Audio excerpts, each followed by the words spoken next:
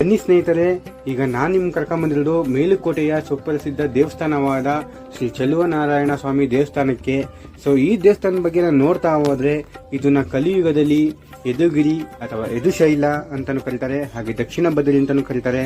ಹಾಗೆ ಇದನ್ನ ಕೃತಕ ಯುಗದಲ್ಲಿ ವೇದಾದ್ರಿ ಅಂತಾನು ಕರೀತಾ ಇದ್ರು.